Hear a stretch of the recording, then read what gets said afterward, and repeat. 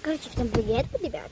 Я сейчас нахожусь в машине, потому что, типа, потому что, да, мы тут в машинке, вон мои родители. Мы на маленьком. Я там я куда-то кинула свою еду. У меня тут вторая еда есть. Ну и все такое, да. Тут папа себе лимонад купил. Он там вот в бочке. И солонину купил. Мы скоро подъехали домой. Короче.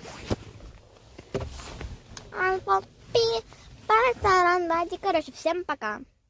Рассказала вам историю и всем пока.